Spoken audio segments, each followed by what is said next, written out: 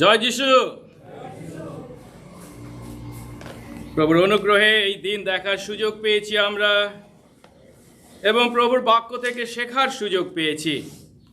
আজকের দিনের জন্য প্রভু আমাদের যে বাক্য দিয়েছেন, আসুন তা আমরা পাঠ করি। প্রথমে আমরা দেখব জাকবের পত্র 1 অধ্যায় 13 থেকে 15 পদ। জাকবের পত্র 1 অধ্যায় 13 পদ থেকে 15 পদ। আমি পুরানো বাইবেল বা কেরি ভার্সন নামে পরিচিত যে অনুবাদ, তা থেকে পড়ছি। আপনাদের কাছে নতুন অনুবাদ আছে, অসুবিধা নেই, সহজ বাংলায় আপনারা আপনাদের বাইবেল পড়বেন।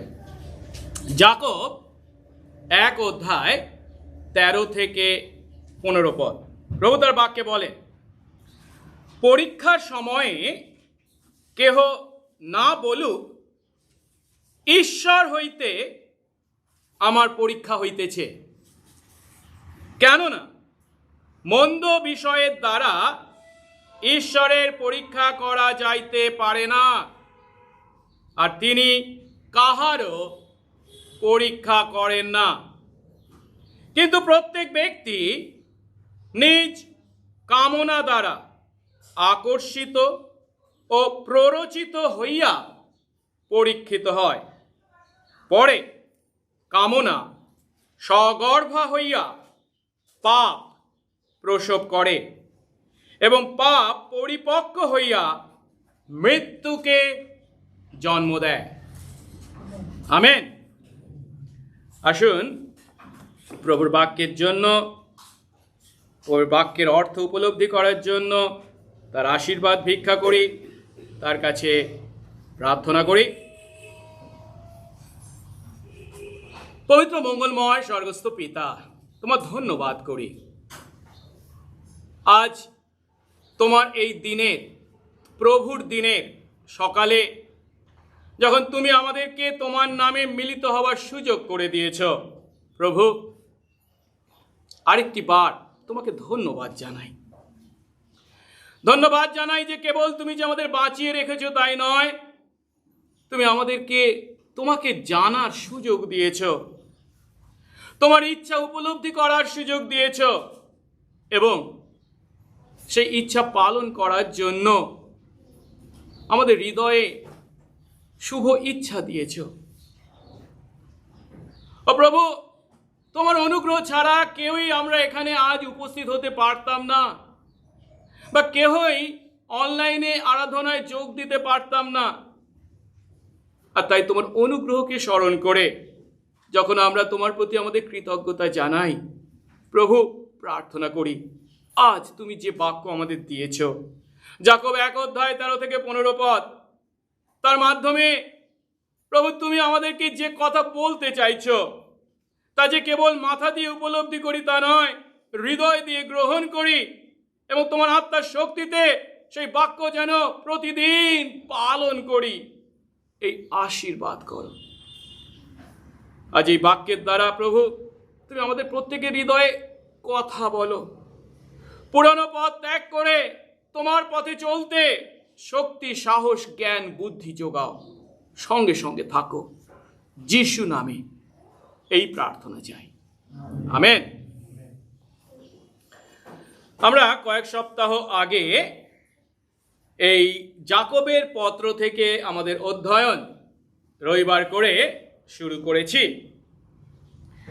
আর এই পত্রের শুরুতেই খ্রিস্ট বিশ্বাসী আমাদের জীবনের বিভিন্ন সমস্যা, বিভিন্ন পরীক্ষা বা তাড়না বা সংকটকে নতুন খ্রিস্টীয় দৃষ্টিকোণ থেকে দেখার সুযোগ পেয়েছি। আমরা 2 পদটা একবার দেখি তো। 2 পদে জাকব আমাদের বলেছেন, তোমরা যখন বিভিন্ন ধরনের পরীক্ষায় পড়ো তখন তা সর্বতোভাবে আনন্দের বিষয় জ্ঞান করো। অবাক লাগে, পরীক্ষায় পড়ে কেউ আনন্দ করতে পারে? কিন্তু প্রভু বলছেন, প্রভু তার সার্বভৌমত্বে তার পরিকল্পনা অনুসারে যখন বিশ্বাসী আমাদের জীবনে বিভিন্ন পরীক্ষাকে অনুমতি দেন, তখন তার মধ্যে তার শুভ ইচ্ছা বর্তমান।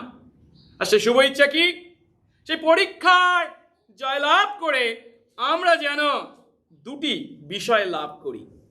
3 পদে বলা হয়েছে আমাদের ধৈর্য শক্তি যেন কার্য বিশিষ্ট হয়, অর্থাৎ কার্য বিশিষ্ট ধৈর্য শক্তির অধিকারী হই। আর 4 পদে বলেছেন সেই পরীক্ষায় উত্তীর্ণ হওয়ার দ্বারা আমরা নিখুঁত হই বা পরিপক্ক হই বা খ্রিস্টের ন্যায় আমরা পরিপক্কতা লাভ করি। এখন এই পরীক্ষায় যখন আমরা পড়ব তখন আমরা কি করব তা যাকব 5 থেকে 8 পদে বলেছেন। প্রথমেই আমাদেরকে যে কাজ করতে হবে সেটা হচ্ছে, ঈশ্বর যখন এই পরীক্ষা অনুমোদন করেছেন, সেই পরীক্ষার পিছনে ঈশ্বরের অভীষ্ট উদ্দেশ্য আছে, সেটা কি তা জানার জন্য কিসের দরকার? আমাদের বুদ্ধির দরকার, অন্তর্দৃষ্টির দরকার। আর তাই আমাদেরকে ঈশ্বরের কাছে কি করতে হবে? প্রজ্ঞা চেয়ে বা বুদ্ধি চেয়ে প্রার্থনা করতে হবে। 5 পদে বলেছে তোমরা যখন বিভিন্ন পরীক্ষায় পড়ো কি করো? তার প্রজ্ঞা যাচনা করো। কিন্তু এই প্রজ্ঞা যখন যাচনা করবো, প্রার্থনা করবো, তখন কিভাবে করতে হবে? সন্দেহ করে করলে হবে কি? না, বিশ্বাস সহকারে করতে হবে। কারণ যে সন্দেহ করে প্রার্থনা করে বা প্রজ্ঞা যাচনা করে সে কিছুই পায় না। এরপর 9 থেকে 12 পদ, যেটা আমরা গত সপ্তাহে শিখেছিলাম, সেখানে আমরা কি দেখেছি? সেখানে আমরা দেখেছি এই সন্দেহ না করে প্রার্থনা করার 2টো উদাহরণকে যাকব আমাদের কাছে তুলে ধরেছেন। একটি উদাহরণ হলো যে সমস্ত দরিদ্র খ্রিস্ট বিশ্বাসী আছে তাদের কোন বিষয়ে শ্লাঘা করা উচিত প্রার্থনায়, এবং যারা ধনী খ্রিস্ট বিশ্বাসী আছে তাদের কোন বিষয়ে শ্লাঘা করা উচিত। অবাক লাগে, খুব বিপরীত বিষয় যেন তিনি বলছেন। যারা তোমরা দরিদ্র আছো তোমরা কোন বিষয়ে শ্লাঘা করো? তোমাদের উন্নতির শ্লাঘা করো। অর্থাৎ যদিও আমি জাগতিক দৃষ্টিতে দরিদ্র, কিন্তু ঈশ্বর আমাকে তার সন্তান করেছেন, তার স্বর্গীয় ধনে আমাকে ধনবান করেছেন, তার পুত্র তার কন্যা করেছেন, তার আশীর্বাদে আমি স্বর্গে যাচ্ছি। এই জন্য এই বিষয়ে সে যেন শ্লাঘা করে। আর অন্যদিকে যারা ধনী বিশ্বাসী আছে তারা কি বলবে? ও আমি কত টাকা ধন দৌলতের অধিকারী, তাই আমি শ্লাঘা করছি। তাই কি? না, তার জন্য নয়, তার বিপরীতে সে শ্লাঘা করবে যদিও আমি জাগতিক ধন সম্পত্তির অধিকারী, কিন্তু আমিও এক পাপপূর্ণ মানুষ। সেই পাপ আমার মধ্যে যে দুঃখ কষ্ট যন্ত্রণার সম্মুখীন করেছে, এই পরীক্ষার মুখোমুখি করেছে, তার উপরে জয়লাভ করবার জন্য আমি যেন আমার আধ্যাত্মিক দারিদ্র স্বীকার করি। আসলে আমি নিজে কিছু নই, আমার আধ্যাত্মিক, আমার স্বর্গীয়, আমার পুণ্য বা আমার ধার্মিকতা বলে কিছুই নেই, সবটাই ঈশ্বরের অনুগ্রহ। সে তার অবনতির যেন শ্লাঘা করে। এইভাবে যখন আমরা প্রজ্ঞা যাচনা করে প্রার্থনার মোকাবেলা করি তখন তার আশীর্বাদ কি? 12 পদে বলা হয়েছে সে কি পাবে? জীবন মুকুট পাবে। ভালো কথা, কিন্তু বাস্তব কি? এই খ্রিস্ট বিশ্বাসী আমি আপনি আমাদের জীবনে কি অভিজ্ঞতার অধিকারী? এর অনেকটাই বিপরীত। আর যাকব সেটা ভালো করেই জানতেন যে এমন অনেক খ্রিস্ট বিশ্বাসী আমরা আছি, আমরা পরীক্ষার মুখোমুখি হই এবং জানি এই পরীক্ষার সময় আমাকে সহ্য করতে হবে, এই পরীক্ষার সময় আমাকে ধৈর্য সহকারে তার মোকাবিলা করতে হবে। এই পরীক্ষার মাধ্যমে তিনি আমার ধৈর্য শক্তি বৃদ্ধি করতে চলেছেন, আমাকে পরিপক্ক করতে চলেছেন। কিন্তু সেই দরিদ্রের ন্যায় আমরা ঈশ্বরের দ্বারা পাওয়া স্বর্গীয় ধনে শ্লাঘা করার পরিবর্তে আমরা ঈশ্বরের বিরুদ্ধে ক্ষোভ জানাই, তার বিরুদ্ধে বচসা করি। অনেক সময় আমরা পরীক্ষায় পতিত হই বা সেই পরীক্ষা আমাদের কাছে প্রলোভন হয়ে উপস্থিত হয়। যখন সেই পরীক্ষাকে ঈশ্বরের পথে, ঈশ্বরের ইচ্ছা অনুসারে আমাকে জয়লাভ করতে হবে, তা না করে আমরা শর্টকাট পথে সেই পরীক্ষাকে কি করে উত্তীর্ণ হওয়া যায় এমন কাজ করে বসি।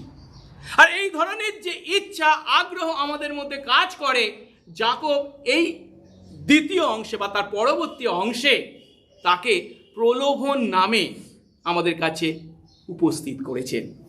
আর এই প্রলোভন যা আমাদেরকে পাপ করতে বাধ্য করে, আর যে পাপ আমাদের জীবনে আনে মৃত্যুকে, তার কথাই এখানে এই পরবর্তী পদগুলিতে, অর্থাৎ আজ যে অংশ আমরা পাঠ করেছি 13 থেকে 15 পদ, সেখানে যাকব আমাদের কাছে তুলে ধরেছেন।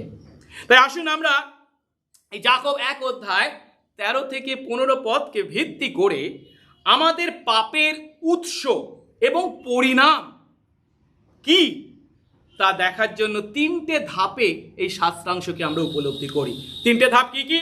প্রথম ধাপে আমরা দেখব আমাদের পাপের উৎস ঈশ্বর নন। দ্বিতীয় ধাপে আমরা দেখব আমাদের পাপের উৎস কি? আমাদের নিজেদের কামনা, বাসনা বা ইচ্ছা। এবং তৃতীয় ধাপে আমরা দেখব আমাদের এই পাপের পরিণাম হলো মৃত্যু। আসুন আমরা প্রথম ধাপটা দেখি। আমাদের পাপের উৎস ঈশ্বর নন। প্রেরিত শিষ্য যাকব এই পত্রের প্রথম অনুচ্ছেদে, আমরা যদি গ্রিক ভাষায় যে লেখা হয়েছে সেই গ্রিক ভাষায় এই নতুন নিয়মকে দেখি, যাকবের পত্র দেখি, তার প্রথম প্যারাগ্রাফটা শেষ হয়েছে 12 পদে। আর সেই 12 পদে কি বলে গত সপ্তাহে আমরা শিখেছি, তিনি শেষ করেছেন, ধন্য সেই ব্যক্তি যে পরীক্ষা সহ্য করে। এবং তিনি আরো কি বলেছেন? সেই বিশ্বাসীর জন্য কি আছে না, জীবন মুকুট অপেক্ষা করে আছে, যা প্রভু তাদের দিতে অঙ্গীকার করেছেন যারা তাকে ভালোবাসে বা প্রেম করে। খুব ভালো কথা। কিন্তু যাকব জানতেন যে তিনি যাদের উদ্দেশ্যে এই চিঠি লিখছেন, এই পত্র লিখছেন, তার সেই পাঠকদের মধ্যে অনেকেই পরীক্ষা সহ্য করতে পারেনি। পরীক্ষা সহ্য করলে তো সে ধন্য হবে, কিন্তু পরীক্ষা সহ্য করতে পারেনি। কেবল তাই নয়, এই পরীক্ষার সময় ধৈর্য প্রদর্শন করতে সারা ব্যর্থ হয়েছে। ঈশ্বরের প্রতি তারা এই প্রেম বা ভালোবাসা প্রদর্শন করতেও তারা ব্যর্থ হয়েছে। তাড়নার সময় এমনকি অনেকে ধর্মভ্রষ্ট পর্যন্ত হয়েছে, তাদের বিশ্বাসকে পর্যন্ত ত্যাগ করেছে। শুধু কি তাই? 2টো উদাহরণ দেওয়া হয়েছিল, দরিদ্র খ্রিস্ট বিশ্বাসীর এবং ধনী খ্রিস্ট বিশ্বাসীর। তাদের যেভাবে আচরণ করা উচিত তার বিপরীত আচরণ তারা করেছে। কিরকম না, যে অবনত বা দরিদ্র ভ্রাতা, তার কোথায় আত্মিক বা আধ্যাত্মিক বিষয়ে শ্লাঘা করার দরকার, তা না করে তারা কি করছে, ও প্রভু তোমাকে আমি বিশ্বাস করেছি, কিন্তু কেন আমি এত এখনো দরিদ্র রয়েছি, আমার এই বাহ্যিক পরিবেশ এই কেন, তুমি কি করছো? আর অন্যদিকে যারা ধনী খ্রিস্ট বিশ্বাসী, তারা কোথায় তাদের এই জাগতিক ধন সম্পত্তিতে শ্লাঘা করা নয়, সেগুলো ক্ষণস্থায়ী জেনে, এগুলো আমাদেরকে সন্তুষ্ট করতে পারে না জেনে, তারা কোথায় এই জাগতিক সম্পত্তির পরিবর্তে তাদের আধ্যাত্মিক দারিদ্র্যে শ্লাঘা করবে, তারা না করে কি করছে, ও আমি কত টাকা মালিক, আমি কত ধনী, আমি কত উচ্চ পদস্থ ব্যক্তি। এখন কেবল তাই নয়, যাকব জানে আরো অনেক খ্রিস্ট বিশ্বাসী পৃথিবীর মাটিতে আমরা আছি, বা যাদের উদ্দেশ্যে লিখেছেন তাদের মধ্যে ছিল, যারা কিনা বিশ্বাসীদের ন্যায় নয়, অবিশ্বাসীদের ন্যায় এই পৃথিবীর মাটিতে বিভিন্ন অনৈতিক আচরণ, অনৈতিক জীবন যাপন করে চলেছে। এই সমস্ত পরিস্থিতির ক্ষেত্রে যাকব তার পাঠকদের বলছেন, তারা যখন এই ধরনের পরিস্থিতির মধ্যে পড়েছে, তারা পরীক্ষায় পতিত হয়েছে, পরীক্ষা সহ্য করতে পারেনি, তখন যেন তারা তাদের এই পতনের জন্য, তাদের এই পরিস্থিতির জন্য অন্য মানুষদের দোষ না দেয়, ঈশ্বরকে দোষ না দেয়, নিজেদের তারা দায়ী করে বা দোষী করে। আর সত্য হলো, যখন আমরা নিজেদের দায়িত্ব স্বীকার করি, যখন আমরা নিজেদের দোষ স্বীকার করি, তখনই আমরা প্রকৃত শান্তি লাভের পদ্ধতির শুরুকে আমাদের জীবনে দেখতে পাই। আর তাই 13 পদে যাকব কি বলেছেন আরেকবার পড়ি তো, পরীক্ষার সময় কেউ না বলুক ঈশ্বরের দ্বারা আমার পরীক্ষা হচ্ছে, কারণ মন্দ বিষয়ের দ্বারা ঈশ্বরের পরীক্ষা করা যায় না, আর তিনি কারো পরীক্ষা করেন না। এখানে আমরা দেখতে পাচ্ছি যাকব একই শব্দকে ব্যবহার করেছেন। এর আগে দুই পদে যে কথা বলেছিলেন, ভাতৃগণ তোমরা যখন বিভিন্ন পরীক্ষায় পড়ো সেখানে যে শব্দকে ব্যবহার করেছেন, এই 13 পদে এসেও সেই একই গ্রিক শব্দকে ব্যবহার করেছেন, যেটা গ্রিক ভাষায় হচ্ছে পেইরাসমোস।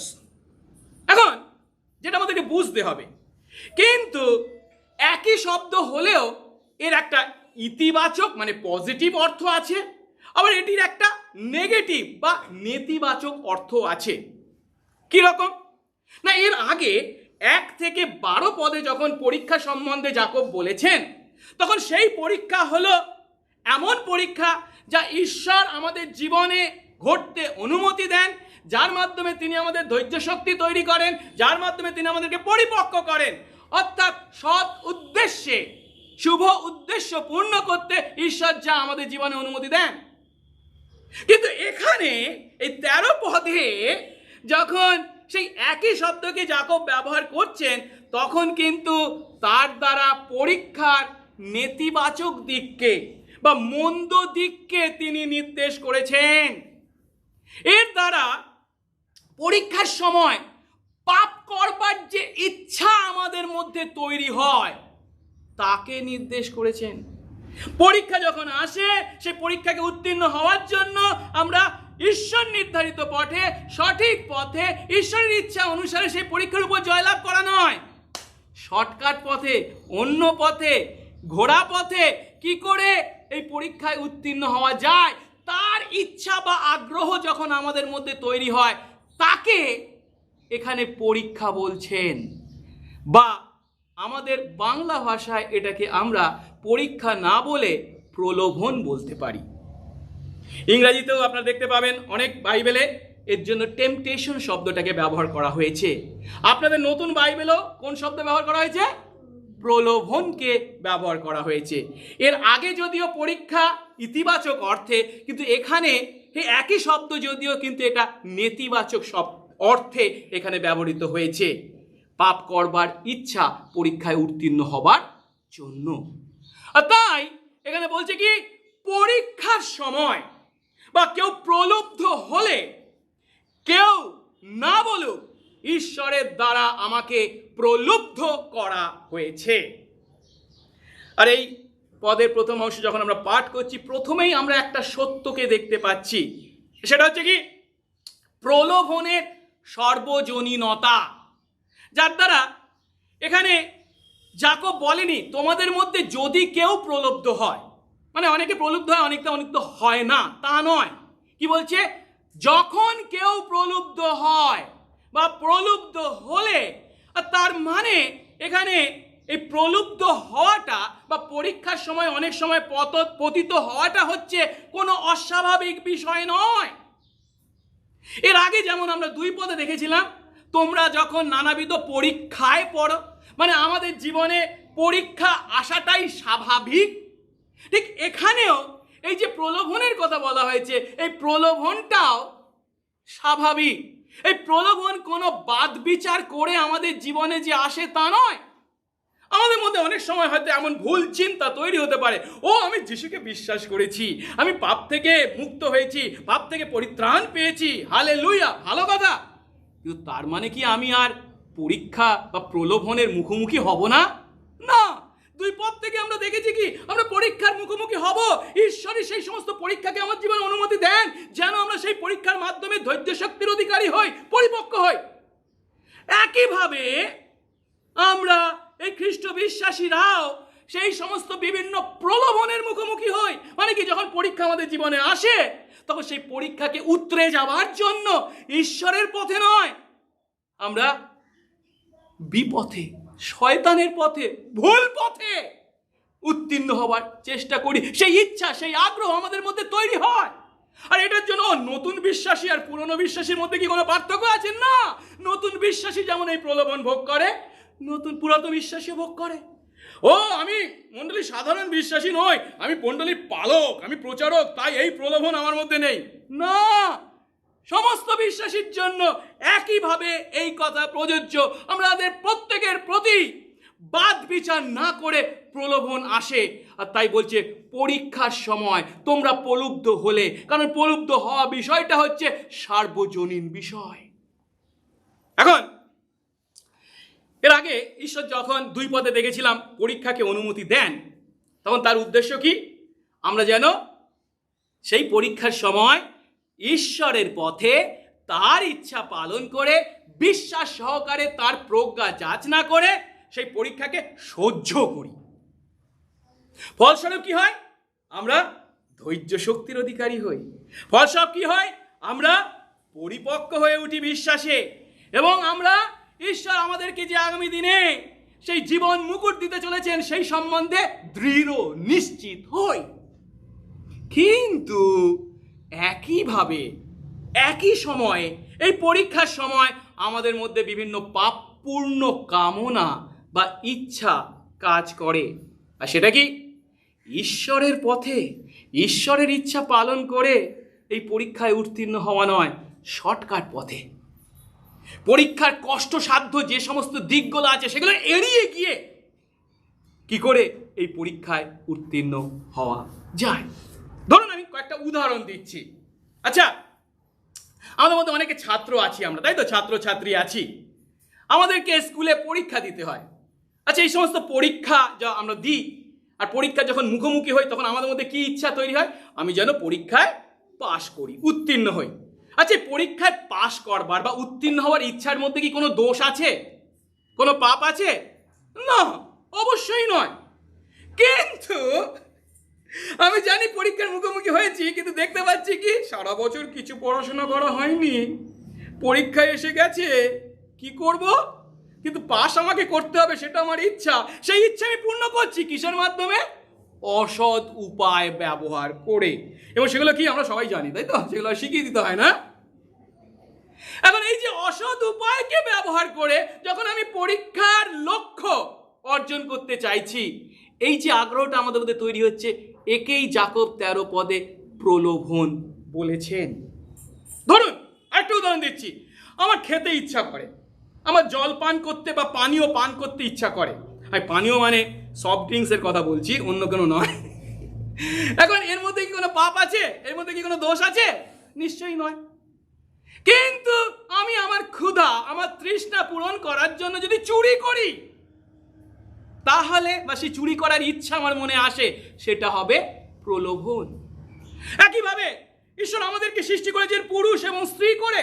আর তাই প্রথম থেকেই বা আমরা যখনই সাবালক হই তখনই আমাদের মধ্যে পুরুষের স্ত্রীর প্রতি বা স্ত্রীর পুরুষের প্রতি একটা যৌন ইচ্ছা বা কামনা তৈরি হয়। এটাই স্বাভাবিক। এই যৌন ইচ্ছা বা কামনার জন্য মধ্যে কি কোনো পাপ আছে, দোষ আছে? না, এটা স্বাভাবিক। ঈশ্বর এইভাবে আমাদেরকে সৃষ্টি করেছে। কিন্তু সেই যৌন ইচ্ছাকে চরিতার্থ করবার জন্য বিবাহের যে দাম্পত্য সম্পর্ক, সেই গণ্ডিকে অতিক্রম করে যখন আমরা তা পূর্ণ করতে চাই, সেই ইচ্ছা যখন তৈরি হয়, সেটা হচ্ছে প্রলোভন, যা আমাদেরকে পাপ করায়। আর তাই আমরা যখন এই পরিস্থিতির মধ্যে উপলব্ধি করি, পরীক্ষার মুখে পড়ে বিভিন্ন প্রলোভন, কামনা, বাসনা আমাদের হৃদয়ে তৈরি হচ্ছে, তখন আমরা উপলব্ধি করি আমি পাপ করতে পারি, এবং অনেক সময় সেই সমস্ত পাপ করে বসি। এবং খ্রিস্ট বিশ্বাসী আমরা যখন পাপ করে ফেলি, আমাদের জীবনে সেই সমস্ত পাপকে দেখতে পাই, তখন আমাদের মধ্যে যদি খ্রিস্ট বিশ্বাসী হয়ে থাকে, সেই পাপের জন্য শাস্তির ভয় তৈরি হয়। আর সেই ভয় যখন আমাদের উপরে চেপে বসে, তখন আমরা কি করি? আমাদের সেই সমস্ত অপরাধ বা দোষ বা সেই পাপের বিষয়টাকে কাদের উপরে, সেই দোষটাকে কাদের উপরে? অন্যদের উপরে চাপাতে চাই। কাদের উপরে চাপাই? অন্য মানুষদের উপর চাপাই। আমি এই পাপ করেছি, বা আমি এই অপরাধ করেছি, বা এই প্রলোভে প্রলুব্ধ হয়েছি ওর জন্য। কিংবা কার উপরে চাপাই? এই শয়তান সবসময় আমার পিছনে লেগে আছে, ওই শয়তানের জন্য শয়তানের উপর, শয়তানের ঘাড়ে তা চাপিয়ে থাকি। এবং এটা যে কোনো নতুন ছবি তা নয়। বাইবেলে পৃথিবীর যে ইতিহাস আমাদের কাছে তুলে ধরা হয়েছে, তার প্রথম থেকে আদি পুস্তক 3 অধ্যায়ে যে প্রথম পাপকে আমরা দেখতে পাই আদম হবার, সেখান থেকেই এই ছবিকে আমরা দেখতে পাই। যখন আদম হওয়া ঈশ্বরের আজ্ঞা লঙ্ঘন করে সেই নিষিদ্ধ বৃক্ষের ফল খেয়েছিল। আর ঈশ্বর এসে তাদেরকে প্রশ্ন করেছিলেন কি, 3:11 যে গাছের ফল খেতে তোমাদের নিষেধ করেছিলাম তুমি কি তার ফল খেয়েছ? তখন আদম উত্তর দিতে কি পারত? হ্যাঁ প্রভু বা ঈশ্বর, আমি ভুল করেছি, তোমার সেই নিষেধ আজ্ঞাকে আমরা লঙ্ঘন করেছি। তাই কি সে বলেছিল?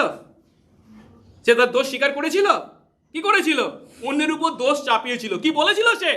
বলেছিল তুমি আমার সঙ্গিনী করে যে স্ত্রী দিয়েছ সে আমাকে ওই গাছের ফল দিয়েছিল তাই খেয়েছি।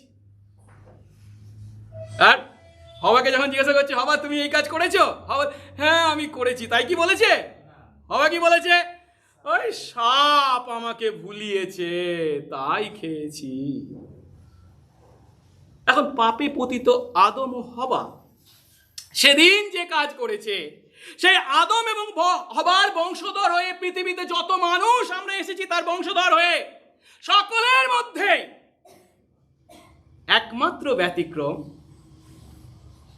আদম হবার বংশধর হয়ে যদিও তিনি এসেছিলেন, কিন্তু সাপের মস্তককে যিনি চূর্ণ করেছেন, 3:15 শয়তানের মস্তককে যিনি চূর্ণ করেছেন, তিনি ছাড়া অর্থাৎ যীশু খ্রিস্ট ছাড়া সকলেই প্রলুব্ধ হওয়ার পর তাদের নিজেদের দোষ স্বীকার করার পরিবর্তে কি করে? এই আদম হবার ন্যায় অন্যদের উপর দোষ চাপায়। কিন্তু সত্য কি জানেন? সত্য হলো আমাদের চারপাশে যে মানুষরা আছে তারা যতই মন্দ হোক না কেন, বা যে মন্দ আত্মাদের কথা বলছি বা শয়তানের কথা বলছি, সে যতই সূক্ষ্ম শক্তিশালী বা নিষ্ঠাবান হোক না কেন, মানুষ বা দিয়াবল কখনো আমাদেরকে পাপ করতে বাধ্য করতে পারে না। আসলে আমরাই প্রলোভনকে স্বাগত জানাই, আমরাই প্রলোভনকে গ্রহণ করি, আমরাই মন্দকে পছন্দ করি এবং পাপ করি। অবশ্য মানুষ বা শয়তান এই পাপ করার পিছনে প্রলোভন দেখাতে, বাইরে থেকে এই প্রলোভনের কাজটা করতে হয়তো একটু কাজ করে, ঠিক কথা, কিন্তু সেই প্রলোভনকে গ্রহণ করার কাজ, মেনে নেওয়ার কাজ, মন্দকে বাস্তবায়িত করার কাজ কে করে? আমরা নিজেরা। শয়তান হবাকে প্রলুব্ধ করেছিল, বা হবা আদমকে সেই ফল খাওয়ার জন্য প্রলুব্ধ করেছিল, ঠিক কথা।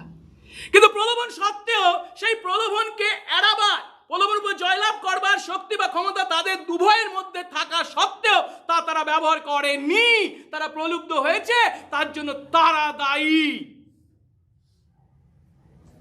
কিন্তু মানুষ আমরা জানেন, আমরা শুধু যে অন্য মানুষদের দোষ দিই বা শয়তানকে দোষ দিই তা নয়, আমরা আরেক ধাপ এগিয়ে গিয়ে কাকে পর্যন্ত দোষ দিই? ঈশ্বরকে। আর এখানে যাকব সেই কাজটা করতেই বিশ্বাসী আমাদের নিষেধ করেছেন। আরেকবার দেখি তো 13 পরীক্ষার সময় বা প্রলুব্ধ হলে কেউ না বলুক কি, ঈশ্বর দ্বারা আমাকে প্রলুব্ধ করা হচ্ছে। আপনি বলুন না, মানে ঈশ্বরকে কি কেউ কখনো দোষ দিতে পারে? আমরা দিই।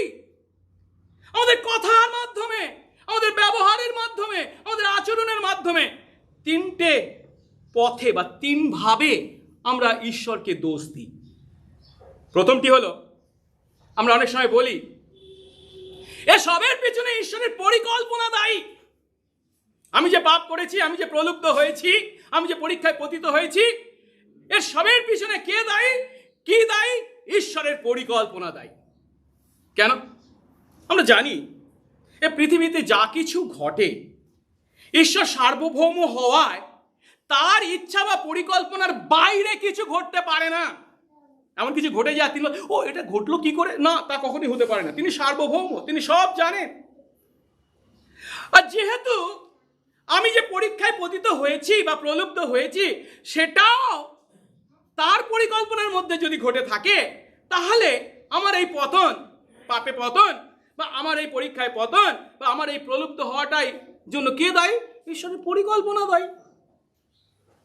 আমরা খুব সহজেই এমন কনক্লুশন বা শেষ কথায় উপনীত হয়ে থাকি। তা আমাদেরকে উপলব্ধি করতে হবে, এই মানুষ আমাদের পক্ষে সার্বভৌম ঈশ্বরের ন্যায়, অনন্ত ঈশ্বরের ন্যায় ব্যক্তির প্রকৃতি বা কাজকে এত সহজে আমরা ব্যাখ্যা করতে পারি না। ঈশ্বরের কাজ, ঈশ্বরের মহিমা কি আমরা কি সব উপলব্ধি করতে পারি? আজ তিনি আমার জীবনে এটা ঘটিয়েছেন, কেন ঘটিয়েছেন আমি কি জানি? তিনি তার সার্বভৌমত্বে আজ এটা ঘটিয়েছেন, কিন্তু এর মাধ্যমে আগামী দিনে কি ঘটাতে চলেছেন আমরা কি জানি? কিছুই জানি না। তিনি হচ্ছেন সাগর, আমরা তার থেকে এক বালতি জল তুলে তার সম্বন্ধে সব জেনে ফেলেছি যদি মনে করি, বোকার কাজ করছি। কেবল তাই নয়, তার চরম পরিকল্পনা অনুসারে যদিও তিনি সবকিছু ঘটান, ঠিক কথা, কিন্তু বাইবেল একথাও আমাদের কাছে খুব স্পষ্ট করে বলে তিনি তার প্রকৃতিতে কি, তার প্রকৃতি সম্বন্ধে হবকুক 1:13 বলা হয়েছে, তিনি হলেন এমন পরিষ্কার চোখ, নির্মল চক্ষু, যা মন্দ দেখতে পর্যন্ত পারেন। এবার বুঝুন কি বলছে। ঈশ্বর হচ্ছেন এমন ব্যক্তি, তাকে চোখের সঙ্গে তুলনা করছেন, বলছে তিনি সেই মন্দকে চোখে দেখতে পর্যন্ত পারেন না। যে মন্দকে তিনি চোখে দেখতে পর্যন্ত পারেন না, সেই মন্দকে তিনি কখনো ঘটতে দিতে পারেন? সেই মন্দ ঘটাকে তিনি অনুমতি দিয়ে তিনি কি সেই বোকার কাজ করতে পারেন? না, কখনোই নয়। তিনি কখনো পাপের স্রষ্টা হতে পারেন না। তাই তার পরিকল্পনা কখনোই মানুষের ইচ্ছার বিরুদ্ধে কাজ করে না। সহজ কথায়, আপনি যদি পরীক্ষায় যখন মুখোমুখি হয়েছেন, আপনি যদি নিজের ইচ্ছায় সেই পরীক্ষার উপর জয়লাভ করতে চান, ঈশ্বর জোর করে, না তোকে আমি জয় করতে দেবো না, তুই পতিত হবি, এটাই আমার ইচ্ছা, তা তিনি কখনো করতে পারেন না। ঈশ্বর তার পবিত্র ঘৃণায় পাপকে ঘৃণা করেন, আর মানুষের হৃদয় থেকে সেই পাপকে দূর করার জন্য তিনি বিভিন্ন প্রভাব আমাদের মধ্যে প্রয়োগ করেন বা বিস্তার করেন। তাই তার কাছ থেকে, ঈশ্বরের কাছ থেকে পাপের উৎপত্তিকে আমরা কখনো চিন্তা পর্যন্ত করতে পারি না। দ্বিতীয়ত, আমরা ঈশ্বরকে দোষী করি কি বলে জানেন? আমাদের পরিবেশকে দোষ দিয়ে। আমি কি এই প্রলোভনে প্রলুব্ধ হয়েছি এমনি এমনি? আমি কি পরিবেশের মধ্যে আছি, পরিস্থিতির মধ্যে আছি, তা যদি আপনি জানতেন, এই পরিবেশ পরিস্থিতি আমাকে পাপ করতে বা প্রলুব্ধ হতে বাধ্য করেছে। আর এই পরিবেশ পরিস্থিতি আমাকে কে দিয়েছে? এই যে পরিবেশ পরিস্থিতির মধ্যে আছি, এটা কে ঠিক করে দিয়েছে? ঈশ্বর। আর তাই যখন এই পরিবেশ পরিস্থিতিকে দোষ দিচ্ছি, তার মধ্যে কাকে দোষ দিচ্ছি আমি? ঈশ্বরকে। সহজ কথায় ধরুন একজন দরিদ্র, সে কি বলবে? আমি চুরি করেছি। কেন করেছি? আমার ছেলে, আমার স্ত্রীর মুখে খাবার তুলে দেওয়ার জন্য। আমার দারিদ্র আমাকে চুরি করতে বাধ্য করেছে। একজন মাতাল কি বলবে? না, মানে আমি মদ খেয়েছি, মাতলামি করেছি, অনেক কিছু করেছি, ঠিক কথা, কিন্তু কেন করেছি? আমার এই বন্ধুদের জন্য, ওদের পাল্লায় পড়ে, ওদের জন্য। এই পরিবেশের মধ্যে রয়েছি, সবাই খায় তাই আমিও খাই। কিসের দায়? পরিবেশের দায়। এটা কোনো নতুন বিষয় নয়, সেই প্রথম থেকেই এটা চলে আসছে। আদম কি বলেছিল ঈশ্বরকে? তুমি আমার সঙ্গিনী করে যে স্ত্রী দিয়েছ, সেই আমাকে ওই গাছের ফল দিয়েছিল, তাই খেয়েছি। এই কথার মধ্যে কি লুকিয়ে আছে জানেন? এই কথার মধ্যে আদম ঈশ্বরকে বলতে চাইছেন কি, তুমি যাকে দিয়েছ তার জন্য আমি এটা খেয়েছি। তার মানে কি? আমি যখন একা ছিলাম ভালো ছিলাম, তুমি কেন যে আমাকে এমন জিনিস দিলে যার জন্য আমি পাপ করতে বাধ্য হলাম? তুমি যদি ভালো জিনিস দিতে তাহলে আমি পাপ করতাম না। এটা কে দিয়েছে? তুমি দিয়েছো। তুমি ভুল দিয়েছো, তুমি দায়ী। একই ধরনের কথা আমরা বা একই ধরনের কথার সুর আমরা যিশু দৃষ্টান্তেও দেখতে পাই। মনে আছে যিশু একটা দৃষ্টান্ত দিয়েছিল লুক 13 অধ্যায়ে, ধনী এবং কুষ্টি লাসারের কাহিনী বা দৃষ্টান্ত। সেখানে শেষে সেই নরকে যে গেছে ধনী, সে অব্রাহামকে কি বলছে, একটা অনুরোধ করছে। কি অনুরোধ? তবে আমি আপনাকে, সেই কুষ্টি সেই ধনী আব্রাহামকে বলছে, অব্রাহাম আপনি কি করুন, আমার পিতার বাটিতে ওকে পাঠিয়ে দিন, লাসারকে পাঠিয়ে দিন, কারণ সেখানে আমার 5টা ভাই আছে, সে গিয়ে তাদের কাছে সাক্ষ্য দিক যেন তারা এই যাতনা স্থানে না আসে। এখন এই কথার মধ্যে সেই ধনী নিজেকে নির্দোষ প্রমাণ করার জন্য কি বলতে চেয়েছে?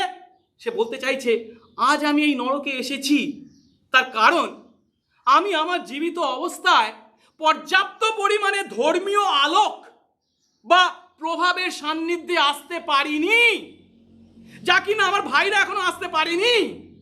আর তাই তারা যাতে যথেষ্ট ধর্মীয় আলোকে আসতে পারে বা প্রভাবের মধ্যে আসতে পারে, তার জন্য আপনি লাসারকে তাদের কাছে পাঠিয়ে দিন, সে যেন গিয়ে তাদেরকে ধর্মীয় শিক্ষা দেয়। তার মানে সহজ কথায় বলতে চাইছে কি, আমি সেই ধর্মীয় আলোক বা শিক্ষা পাইনি, তাই আমি অসংযমী জীবনযাপন করেছি, তাই আজ আমি নরকে এসেছি। সে নিজের দোষ স্বীকার করছে কি? এখন এই ধনীর ন্যায় যদি আমাদের মনে এই ধরনের চিন্তা থাকে, আমরা পরিবেশ পরিস্থিতিকে দায় করি, দোষ দিই, তাহলে আমাদের প্রতি ঈশ্বরের উত্তর কি? সেদিন অব্রাহাম সেই ধনীকে যে উত্তর দিয়েছিল, অব্রাহাম কি বলেছিলেন? তিনি বলেছিলেন, তারা যদি মসীয় ভাওবাদীদের কথা না শোনে, তবে মৃতদের মধ্য থেকে কেউ উঠলেও তাকে তারা মানবে না। মসীয় ভাওবাদী আছে মানে কি? তাদের কাছে ঈশ্বরের বাক্য আছে। পুরাতন নিয়মে সম্পূর্ণটাকে সহজ কথায় বিধান এবং ভাওবাদী পুস্তক বলা হয়, অর্থাৎ কি ঈশ্বরের বাক্য আছে। আমরা পরিবেশকে দায়ী করতে পারি না, আমরা দায়ী করে ঈশ্বরকে দোষী সাব্যস্ত করতে পারি না, তা হচ্ছে বোকার কাজ। তৃতীয়, যেভাবে আমরা ঈশ্বরকে দায়ী করি, যখন আমরা কাকে দায়ী করি? আমাদের গঠনকে, আমাদের স্ট্রাকচারকে। আমরা এইভাবে তৈরি হয়েছি। আমরা বলি এরকম কথা কি, না ঈশ্বর আমাকে এইভাবে তৈরি করেছেন, আমার মধ্যে এই আবেগটা এত প্রবল, এই উচ্চাকাঙ্ক্ষাটা এত প্রবল, এই যৌন ইচ্ছাটা এত প্রবল, এই চুরি করার ইচ্ছাটা এত প্রবল যে ঈশ্বর আমাকে এইভাবে তৈরি করেছেন, সেই জন্য আমি এটাকে নিয়ন্ত্রণ করতে পারি না, কন্ট্রোল করতে পারি না, আর তাই আমি প্রলুব্ধ হই, তাই আমি পাপ করি। এই কথার মাধ্যমে শুধু যে আমি আমার গঠনকে দোষ দিচ্ছি তা না, কাকে দোষ দিচ্ছি? ঈশ্বরকে। কেন? আরে ঈশ্বরই তো আমাকে সৃষ্টি করেছেন, তিনি তো আমাকে তৈরি করেছেন, তিনি ভুল তৈরি করেছেন। তিনি যদি একটু ভালো করে তৈরি করতেন, হ্যাঁ, সেই ধরনের কথা। কোনো একটা উপন্যাস পড়েছিলাম, সেখানে বলেছে কি ঈশ্বর একটা মানুষ তৈরি করেছে, সামনে দুটো চোখ দিচ্ছে, আমি যদি মানুষ তৈরি করতাম পিছনেও চোখ দিতাম, তাহলে কত ভালো, সামনে পিছনে দেখতে পেতাম। এখন যখন আমরা আমাদের গঠনকে দোষ দিই এবং তার মাধ্যমে সেই সৃষ্টিকর্তা ঈশ্বরকে দোষ দিচ্ছি, তার দ্বারা কখনোই আমরা আমাদের পাপের দোষ থেকে নিজেদেরকে মুক্ত করতে পারি না। কেন? আমরা এমন কোনো উপাদানে তৈরি হইনি যার উপর এমন কথা আমরা বলতে পারি না যে আমাদেরকে বাধ্য করেছে এই পাপ করতে। আমরা এমন কোনো পরিবেশের মধ্যে ঈশ্বর তার সার্বভৌমত্বে আমাদেরকে রাখেননি, কিংবা আমাদের উপর এমন কোনো প্রভাবকে কাজ করতে তিনি অনুমতি দেননি যা আমাদের পাপ করতে বা প্রলুব্ধ হতে বাধ্য করে। তিনি আমাদেরকে কি বলেছেন? আমাদেরকে আমাদের আবেগকে নিয়ন্ত্রণ করতে, আত্মসংযমী হতে। আর ঈশ্বরের সেবা কাজে ঈশ্বর যখন আমাদেরকে সেই সমস্ত পরিস্থিতির মধ্যে রাখেন, সেই সমস্ত আবেগ যদি আমাদেরকে দিয়ে থাকেন, তাহলে জানতে হবে এগুলির দ্বারা আমরা ঈশ্বরের সেবা কাজে আরো বেশি ব্যবহৃত হওয়ার জন্যই দিয়েছেন, যদি আমরা সেগুলো সঠিক ব্যবহার করি, অপব্যবহার নয়। আমার মধ্যে উচ্চাকাঙ্ক্ষা, গর্ব, ভালোবাসা যাই হোক না কেন, যে ইচ্ছা তিনি আমাদেরকে দিয়েছেন, এগুলোর যদি আমরা সঠিক ব্যবহার করতাম, ঈশ্বরের পথে ব্যবহার করতাম, তার ইচ্ছা অনুসারে ব্যবহার করতাম, তা কখনোই আমাদের পাপ করতে নয়, প্রলুব্ধ হতে নয়, কিন্তু তার গৌরব করতেই সাহায্য করত। সেই জন্য শেষ পর্যন্ত আমরাই যে পাপকে বেছে নিই, পাপ করাকে যে আমরাই বেছে নিয়েছি, আমরাই নিজেরা নিজেদেরকে প্রলুব্ধ করেছি, এ কথা স্বীকার করতে বাধ্য হই। তাই জন 3:19 যিশু বলেছেন, সেই বিচার এই যে জগতে জ্যোতি এসেছে এবং মানুষরা জ্যোতির থেকে অন্ধকারকে বেশি ভালোবাসলো, কারণ তাদের কাজ সকল মন্দ। যিশু বলছেন, আমি এসেছি, আমি জ্যোতি জগতে। তারা কোথায় সেই জ্যোতিকে বেছে নেবে? তা না করে কাকে বেছে নিচ্ছে? অন্ধকারকে। কেন? কারণ তাদের কাজ সকল মন্দ। কারা দায়ী? তারা দায়ী, আমরা দায়ী। একইভাবে জন 5:40 তিনি আরো বলেছেন, তোমরা আমার কাছে, ইহুদিদের উদ্দেশ্যে বলছেন, তোমরা আমার কাছে আসতে চাও না, পাছে তোমরা জীবন পাও। অর্থাৎ পরীক্ষার সময় ঈশ্বরকে দোষ দেওয়া হলো মস্ত বড় বোকার কাজ। আর আমরা যখন প্রলুব্ধ হই তখন যে ঈশ্বরকে দোষ দিতে পারি না, তার পক্ষে যাকব আরো একটা যুক্তি দিয়েছেন, যেটা 13 শেষ অংশে আমরা পাই। কি বলছেন? কারণ মন্দ বিষয়ের দ্বারা ঈশ্বরের পরীক্ষা করা যায় না, আর তিনি কারো পরীক্ষা করেন না। আমি বলেছি কি, এই পরীক্ষার পরিবর্তে আমরা কি শব্দটাকে ব্যবহার করব? প্রলোভন। কারণ ঈশ্বরকে আগে পরীক্ষা করেননি, আমরা জানি। আব্রাহামকে তিনি পরীক্ষা করেছিলেন। সেই পরীক্ষা যদিও পজিটিভ অর্থে, ইতিবাচক অর্থে তাকে পরিপক্ক করার জন্য করেছেন, এখানে কিন্তু পরীক্ষা নয়, এটা কি? প্রলোভন। কারণ মন্দ বিষয়ের দ্বারা ঈশ্বরকে প্রলুব্ধ করা যায় না, আর তিনি কাউকেও প্রলুব্ধ করেন না। কারণ এর দ্বারা যাকব যে যুক্তিটা এখানে দেখিয়েছেন, কারণ মন্দ বিষয়ের দ্বারা ঈশ্বরকে প্রলুব্ধ করা যায় না, এর মাধ্যমে তিনি কি বলতে চাইছেন?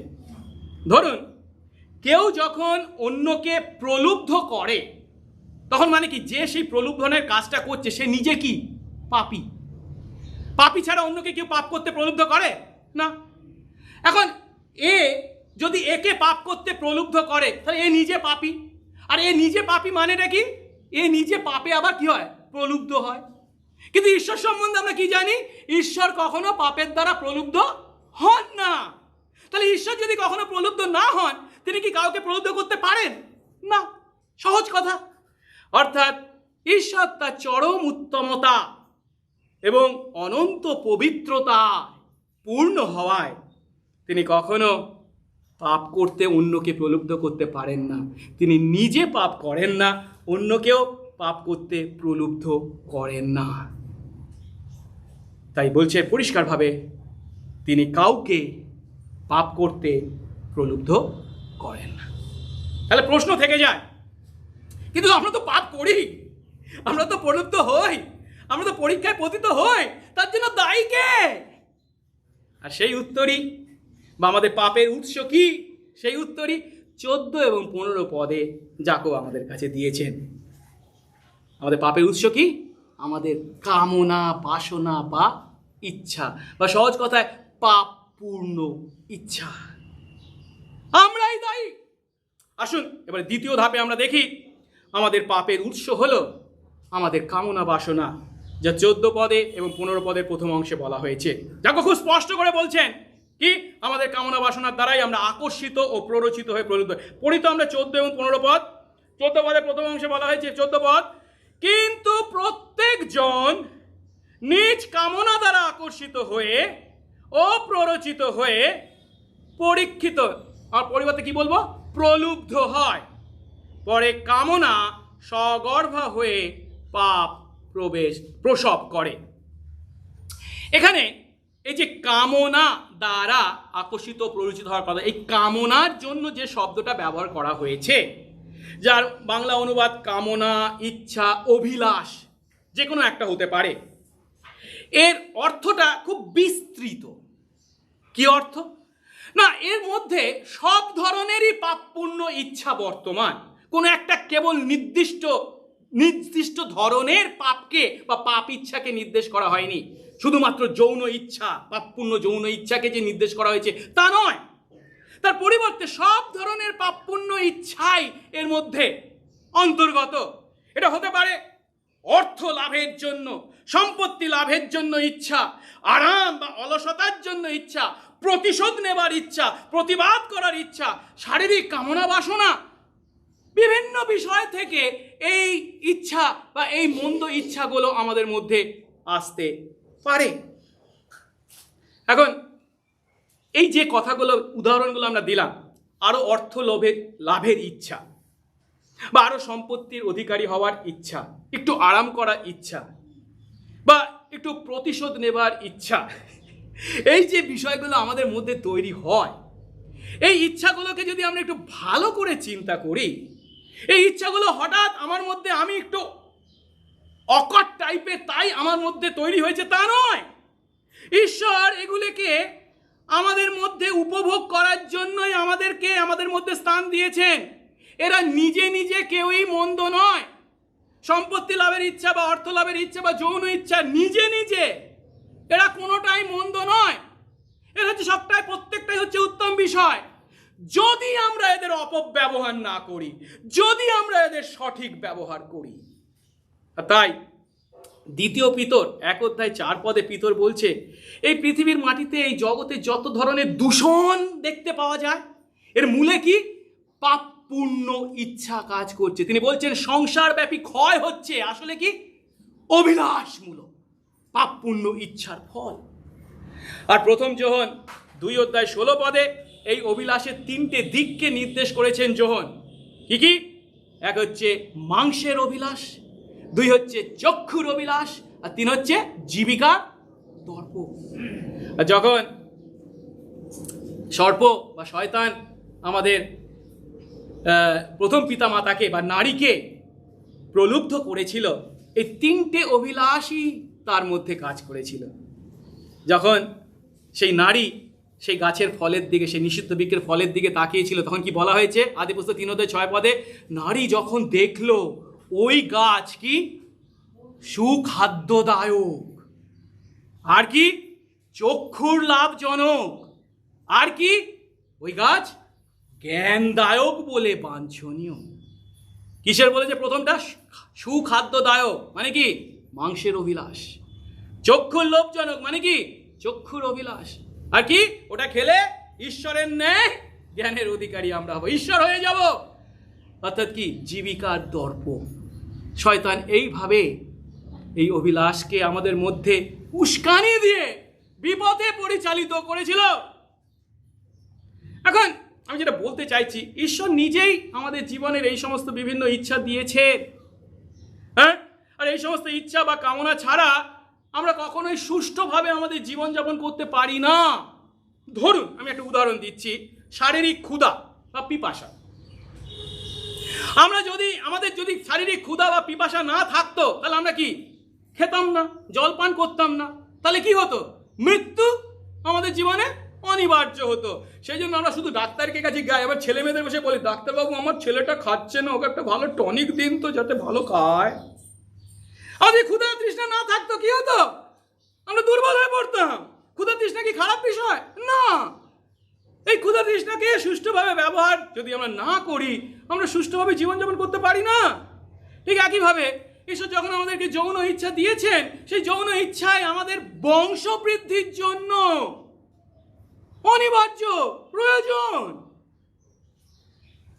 কিন্তু এই সমস্ত কামনা বাসনা ও ইচ্ছাকে আমরা যখন ঈশ্বরের পথে নয়, ঈশ্বরের ইচ্ছার বাইরে পূর্ণ করতে চাই, তখনই আমরা সমস্যায় পড়ি, তখনই আমরা পাপ করি। ভোজন করা স্বাভাবিক, কিন্তু অতি ভোজন বাইবেলে কি বলেছে? পাপ। ঘুমানো, বিশ্রাম দেন ঈশ্বর তার ভালোবাসার পাত্রকে, ভালো, কিন্তু অলসতা পাপ। যৌনতা অবশ্যই স্বাভাবিক, কিন্তু যদি বিবাহ সম্পর্কের গণ্ডির বাইরে আমরা তা পূর্ণ করি তা হবে ব্যভিচার। তাই ঈশ্বর দত্ত এই সমস্ত কামনা বাসনা বা ইচ্ছাকে আমাদের ঈশ্বরের ইচ্ছা অনুসারে তার পথে, সঠিক পথে ব্যবহার করতে হবে এবং এই সমস্ত কামনা বাসনার উপর আমাদেরকে কি করতে হবে? নিয়ন্ত্রণ চালাতে হবে। এই সমস্ত কামনা বাসনা যেন আমাদের উপর কর্তৃত্ব না করে, আমরা এগুলোর উপর কর্তৃত্ব করি। আরেকবার বলি, এই সমস্ত ইচ্ছা বা কামনা বাসনা ঈশ্বর আমাদেরকে দিয়েছেন, আমাদের ভালোর জন্য দিয়েছেন, সুষ্ঠু জীবনযাপন করার জন্য দিয়েছেন, কিন্তু এই সমস্ত কামনা বাসনাগুলো যেন আমাদের উপর কর্তৃত্ব না করে, আমরা যেন এদের উপর কর্তৃত্ব করি বা এদেরকে নিয়ন্ত্রণে রাখি। আর এই কথাই গালাতীয় 5 অধ্যায় পৌল আমাদের বলেছেন। গালাতীয় 5 অধ্যায় 8 পদে, 16 পদে বলছে আত্মার বশে জীবনযাপন করতে। আর তা যদি করি আমরা, এই সমস্ত মানসিক অভিলাষ, এই সমস্ত পাপপূর্ণ ইচ্ছা পূর্ণ করব না। আর তাই যাকব এখানে স্পষ্টভাবে আমাদের এই সমস্ত প্রলোভনের জন্য বা পাপের জন্য আমাদের নিজেদের স্পষ্টভাবে দায়ী করেছেন। ব্যক্তিগত দায়িত্বের কথা তিনি বলছেন। কি বলছেন? আরেকবার দেখি 14 পদ, প্রত্যেকজন নিজ কামনা দ্বারা আকর্ষিত হয়ে ও প্ররোচিত হয়ে পরীক্ষিত হয়। যে ভুল চিন্তা থেকে আমাদের সর্বদা দূরে থাকতে হবে তা হলো ঈশ্বরকে আমরা যেন কখনো আমাদের পাপের স্রষ্টা বলে, আমাদের প্রলোভনকারী বলে চিন্তা না করি বা না বলি। সেটা হবে ঈশ্বর নিন্দার কাজ। অন্যদিকে দিয়াবলকেও বা মন্দ ব্যক্তিদেরকেও আমরা দোষ দিতে পারি না। তারা আমাদের কোনো নৈতিক ক্ষতি করতে পারে না যদি না আমরা মন্দকে আমাদের হৃদয়ে প্রবেশ করতে দিই। অর্থাৎ সেই পাপের জন্য আমরাই দোষী। আমরা আমাদের মানব প্রকৃতিকেও দোষী সাব্যস্ত করতে পারি না। ও আমি মানব জাতির একজন, আমরা তো পাপে পতিত, তাই আমরা করি, মানুষ মাত্রই পাপ করে, এ কথা বলেও আমরা নিজেদের দোষকে এড়াতে পারি না। যাকব বলছে প্রত্যেক ব্যক্তি নিজের পাপপূর্ণ ইচ্ছার দ্বারাই আকর্ষিত ও প্ররোচিত হয়ে প্রলুব্ধ হয়। আর এখানে যাকব খুব সুন্দরভাবে এই বিষয়টিকে বর্ণনা করেছেন দুটো শব্দ ব্যবহার করে। কি বলেছেন? কামনার দ্বারা কি হই? আকর্ষিত হই এবং প্ররোচিত হই। এই যে গ্রিক শব্দগুলো এখানে ব্যবহার করা হয়েছে না, তাকে যদি আমরা বাস্তবে চিন্তা করি, তার অর্থটা দাঁড়ায় হচ্ছে এই রকম: আমাদের মধ্যে যে পাপপূর্ণ ইচ্ছা বাস করে, যেটা মাংসের প্রকৃতি, ঈশ্বরের সঙ্গে শত্রুতা, তাকে যেন এক মন্দ স্ত্রীলোকের সঙ্গে তুলনা করা হয়েছে। যে মন্দ স্ত্রীলোক চটকদার কথার মাধ্যমে আমাদেরকে বা আমাদের ইচ্ছাকে ফাঁদে ফেলে। প্রথমে সে কি করে? প্রথমে সে সেই সমস্ত চটকদার কথা বলে, আকর্ষণীয় লোভনীয় কথা বলে আমাদের ইচ্ছাকে ফাঁদে ফেলে, যার ফলস্বরূপ সে আমাদের নৈতিক ইচ্ছাকে কবজা করে। নৈতিক ইচ্ছা মানে কি? আমাদের মধ্যে আছে না, এটা করা উচিত নয়, এটা ভালো নয়, এটা ঠিক নয়, এটা আমার করা উচিত নয়, এই নৈতিক চিন্তা বা ইচ্ছা আমাদের মধ্যে আছে। কিন্তু এই চটকদার কথা বা লোভনীয় কথার মাধ্যমে সে কি করে? প্রথমে এই নৈতিক ইচ্ছাকে কবজা করে, এটাকে আকর্ষণ করা বলা হয়েছে। এবং তারপরে কি করে? প্ররোচিত করে। মানে হচ্ছে কি, আমাদের জীবনে যে সমস্ত লক্ষ্য আছে, উদ্দেশ্য আছে, তা থেকে আস্তে আস্তে আমাদেরকে দূরে নিয়ে যায়। আমি সত্যের জন্য, আমি ঈশ্বরের জন্য, আমি তার রাজ্যের জন্য জীবনযাপন করব, এই যে লক্ষ্য, এর থেকে দূরে নিয়ে যায় এবং শেষ পর্যন্ত আমাদের ইচ্ছাকে সম্পূর্ণভাবে, সেই উত্তম ইচ্ছাকে, নৈতিক ইচ্ছাকে মেরে ফেলে শয়তানের ইচ্ছা, সেই মন্দ স্ত্রীলোকের ইচ্ছার কাছে আমাদেরকে নিজেদেরকে সমর্পণ করতে প্ররোচিত করে। আর যখন আমরা প্ররোচিত হয়ে তার ইচ্ছার কাছে নিজেদেরকে সমর্পণ করি, ঈশ্বরের অনুগ্রহ যদি আমার জীবনে না থাকে, তাহলে আমরা সেই মারাত্মক বিচারের মুখোমুখি হতে বাধ্য হব, সেই নরক যন্ত্রণা। এবং যখন আমাদেরকে এইভাবে আকর্ষিত করা হয় বা প্ররোচিত করা হয়, তখন হয়তো আমরা কিছু সময়ের জন্য ঈশ্বরের বিষয় চিন্তা করি, ঈশ্বরের অনুগ্রহের বিষয় চিন্তা করি, ঈশ্বরের বিচারের কথা স্মরণ করি, না এটা ঠিক নয়, তার বিচার আছে, আমাকে তা ভোগ করতে হবে, বা নরক যন্ত্রণার কথা মনে করি, বা বাবা মা আমার জন্য প্রার্থনা করছেন এ কথাও চিন্তা করি। কিছুটা এদের দ্বারা হয়তো প্রতিরোধ করতে পারি। আর তখন সে কি করে? তার এই আকর্ষণ এবং প্ররোচনার মাত্রাকে আরো বাড়িয়ে দেয়, তীব্রতর করে। আর তখন আমরা তার ইচ্ছার কাছে নিজেদের সমর্পণ করতে, নিজেদের ইচ্ছাকে সমর্পণ করতে বাধ্য হই। ফলস্বরূপ মন্দ আকাঙ্ক্ষার কাছে আমাদের ইচ্ছাকে সমর্পণ করে আমরা পাপ করি। আর এই প্রলোভন যখন আমাদের কাছে উপস্থিত হয়, প্রলোভন কখনো তার নিজের আসল চেহারাটাকে দেখিয়ে আমাদের কাছে উপস্থিত হয় না।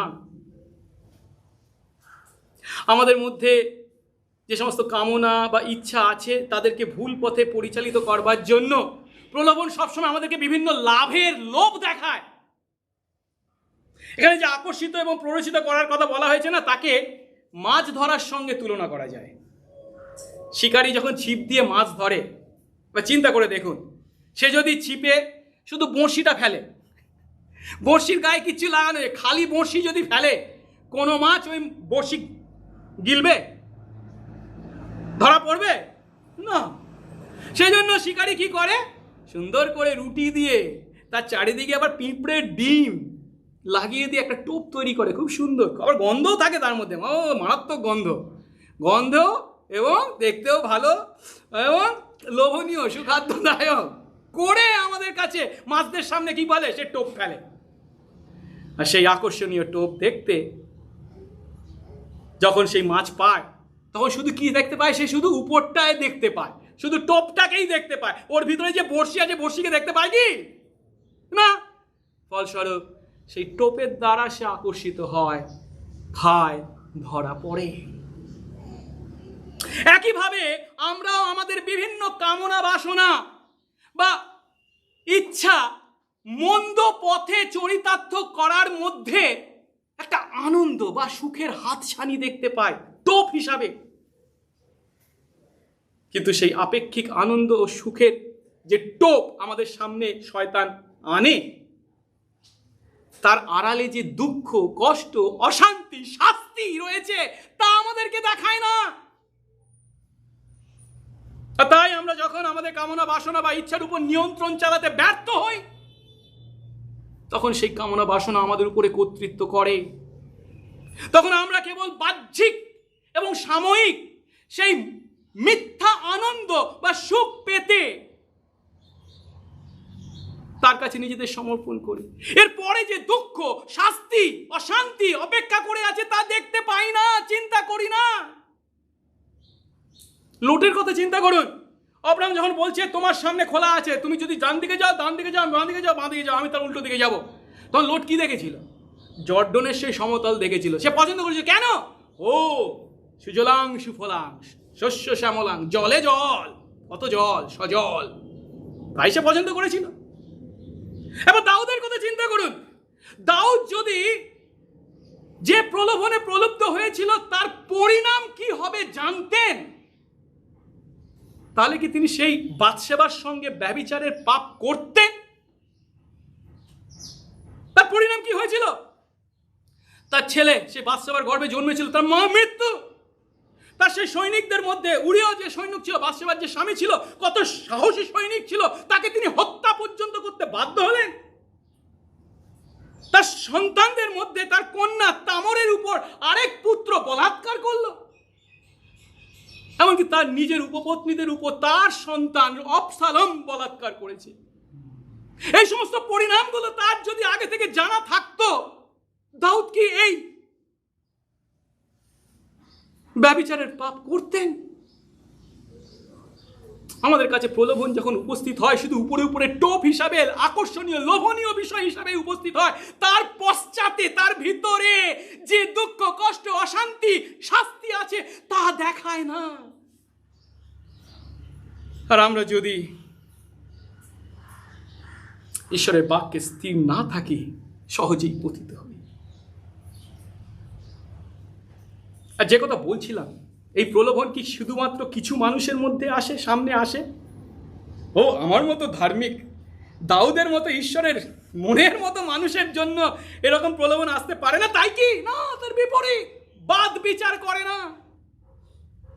আমরা যদি মাছ হই, মাছের সঙ্গে যদি তুলনা করা যায়, জলের মধ্যে যখন ঘুরছি তখন সেই জলের মধ্যে বিভিন্ন টোপ বা ফাঁদ যেমন রয়েছে তাদের সঙ্গে সাক্ষাৎ হওয়াটাই স্বাভাবিক। ঠিক একইভাবে আমাদের প্রত্যেকের কামনা, বাসনা বা ইচ্ছা আছে এবং সেগুলোর দ্বারা বিপদে পরিচালিত হওয়ার সম্ভাবনা সকলের জন্যই। কিন্তু আমাদের মধ্যে কিছু পার্থক্য আছে। সেটা হচ্ছে কি, কিছু কিছু কামনা বাসনা আমার মধ্যে খুব প্রবল, কিন্তু সেই কামনা বাসনা হয়তো বিকাশের মধ্যে প্রবল নয়। ধরুন, মাছকে ধরার জন্য কি সেই পিঁপড়ের ডিম দিয়ে টোপ দিতে হয়। মাছকে ধরার জন্য যদি আমি ইঁদুর ধরার কল ছেড়ে দিই, মাছ কি ইঁদুর ধরার কল খাবে? নিশ্চয়ই নয়। ঠিক একইভাবে আমাদের জন্য বিভিন্ন ফাঁদ বিভিন্নভাবে কাজ করে। কারোর মধ্যে হয়তো টাকার লোভ থাকতে পারে, কিন্তু তার মধ্যে উচ্চাকাঙ্ক্ষা নেই। আবার কারোর মধ্যে হয়তো উচ্চাকাঙ্ক্ষা আছে, কিন্তু যৌনতার পাপ নেই, আর যৌনতার ইচ্ছা তেমন প্রবল নয়। আবার হয়তো কারোর মধ্যে যৌনতার ইচ্ছা চরণ্য, কিন্তু নেশাকে সে দূরে রাখতে পারে।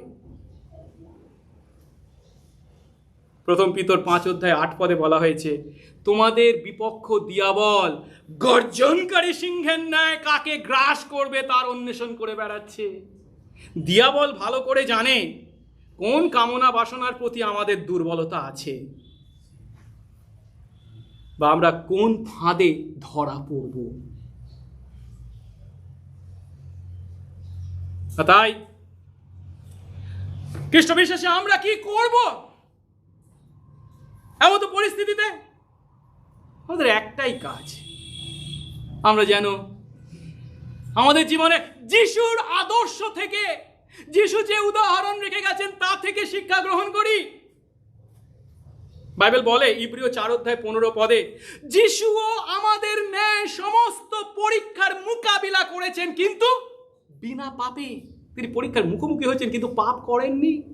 তিনি প্রলুব্ধ হয়েছেন কিন্তু পাপ করেননি। শয়তান যিশুকেও ছাড়েনি, তারও উপর প্রলোভন চালিয়েছিল। তা সেই তিনটে পরীক্ষায় তিনি কিভাবে উত্তীর্ণ হয়েছিলেন? 3 বারই তিনি একই উত্তর দিয়েছেন শয়তানকে, কি? শাস্ত্রে লেখা আছে। একইভাবে খ্রিস্ট বিশ্বাসে আমরা যদি ঈশ্বরের বাক্য জানি, ঈশ্বরের বাক্য যদি আমরা বিশ্বাস করি, তখন বিভিন্ন পরীক্ষার মুখোমুখি হলে আমরা আমাদের কামনা দ্বারা আকর্ষিত বা প্ররোচিত হব না। কারণ আমরা ঈশ্বরের বাক্যের মধ্যে সেই ফাঁদকে বা টোপকে দেখতে পাই। যদিও সেই ফাঁদ বা টোপ আপেক্ষিক, মানে উপরে উপরে বা কিছু সময়ের জন্য আনন্দ বা সুখের হাতছানি দেয়, কিন্তু তার পিছনে যে বিধ্বংসী কষ্ট, যন্ত্রণা, শাস্তি, মৃত্যু লুকিয়ে আছে তা ঈশ্বরের বাক্য আমাদেরকে দেখিয়ে দেয়। আজ এই বাক্য আমাদের দেখিয়ে দিচ্ছে, এই প্রলোভনে প্রলুব্ধ হলে তা আমাদেরকে পাপ করায়, তা আমাদেরকে মৃত্যুর মুখে ঠেলে দেয়। এই বাক্য আমরা জানি, আমাদের মাথায় আছে। তাই যখন পরীক্ষার মুখোমুখি হই, প্রলোভন যখন আমাদের পাপ করতে, সেই পাপপূর্ণ ইচ্ছা আমাদের মধ্যে তৈরি করে, তখন আমরা তার কাছে শক্তি ভিক্ষা করি। প্রভু শক্তি দাও, প্রভু আমি এই কামনার উপর যেন নিয়ন্ত্রণ করতে পারি, এই কামনা যেন আমার উপর কর্তৃত্ব না করে, এবং তোমার ইচ্ছা মতো তোমার পথে এই পরীক্ষায় জয়লাভ করতে পারি। ধৈর্য শক্তি দাও, আমাকে তুমি বিশ্বাসে পরিপক্ক করো, এবং আমাকে সেই জীবন মুকুট পাওয়ার জন্য দৃঢ় নিশ্চয়তা দাও। 15 শেষ অংশে যাকব আমাদের আরও বলেছেন, যখন আমরা সেই সমস্ত মন্দ ইচ্ছা চরিতার্থ করি, তখন তা কাকে প্রসব করে? পাপকে। পরে কামনা সগর্ভা হয়ে পাপ প্রসব করে। আমাদের অভিজ্ঞতার ছবিকে খুব স্পষ্টভাবে যাকব এখানে তুলে ধরেছেন। যখন আমাদের কামনা বাসনা বা প্রলোভনের টোপ, একদিকে আমাদের কামনা বাসনা আর অন্যদিকে প্রলোভনের টোপ, এই দুটো যখন মিলিত হয় তার ফলস্বরূপ গর্ভ হয়। কার গর্ভ হয়? ভ্রূণ তৈরি হয়। সেটা কি? পাপ। আর শেষ পর্যন্ত আমরা সেই সমস্ত পাপপূর্ণ ইচ্ছাকেই বাস্তবায়িত করি। পাপপূর্ণ ইচ্ছা আমাদের উপর কর্তৃত্ব করে, আমরা তার ফলস্বরূপ সেই প্রলোভনের টোপের দ্বারা আকর্ষিত, প্ররোচিত হই, সেই পাপপূর্ণ ইচ্ছাকে পূর্ণ করি, পাপ করি।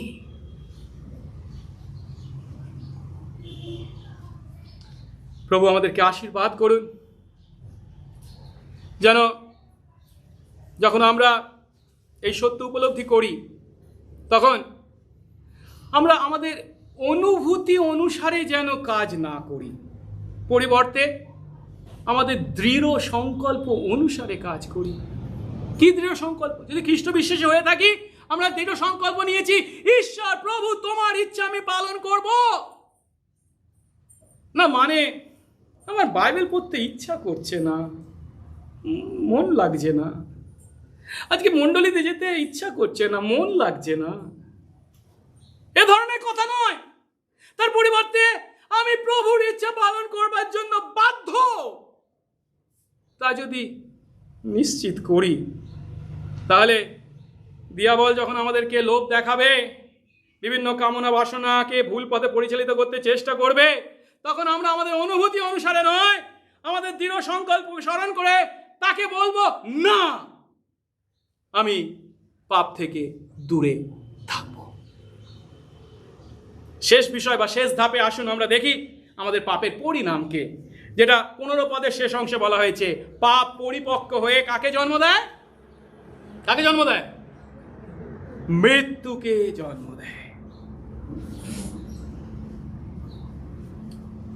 অর্থাৎ পাপের কাজ কেবলমাত্র যে পাপের কাজ বা পাপের ফলস্বরূপ আমি রেগে গিয়ে কথা বলি, মিথ্যা কথা বলি, অসৎ কাজ করি বা যৌন ইচ্ছা চরিতার্থ করি, তা নয়, সেখানেই শেষ হয়ে যায় না। পাপ তার স্বাভাবিক পথ অতিক্রম করে যখন পরিপক্ক হয়, তা আমাদের স্বভাবকে আরো কঠিন করে, আরো অন্ধকারপূর্ণ করে, আরো নিচে নামায়, যার ফলস্বরূপ আমরা আরো বিভিন্ন মন্দ কাজ করবার জন্য আগ্রহী হই। উত্তমতা আমাদের জীবন থেকে দূর করে দেয়, উত্তমতার প্রতি কোনো আগ্রহ আমাদের থাকে না। আর যদি যীশু খ্রিস্টতে ঈশ্বরের অনুগ্রহ আমাদের প্রতি না থাকে, তা আমাদের মৃত্যুতে ঠেলে দেয়। আর এই মৃত্যু হলো আমাদের পাপের পরিণাম। পাপ কথার অর্থ হচ্ছে আধ্যাত্মিক মৃত্যু। ঈশ্বর যখন আমাদেরকে সৃষ্টি করেছেন, তার সঙ্গে আমাদের অঙ্গাঙ্গী সম্পর্ক দিয়ে তৈরি করেছেন। তিনি সৃষ্টিকর্তা, আমরা তার সৃষ্ট বিষয়। কিন্তু পাপ, সেই আদম হওয়ার থেকে পাপ, যে প্রাথমিক পাপ নিয়ে আমরা জন্মগ্রহণ করি, তা আমাদেরকে তার সঙ্গে সেই যোগাযোগকে অসম্ভব করেছে। আমরা সেই পাপের ফলস্বরূপ আধ্যাত্মিকভাবে মৃত, বিচ্ছিন্ন হয়ে আছি।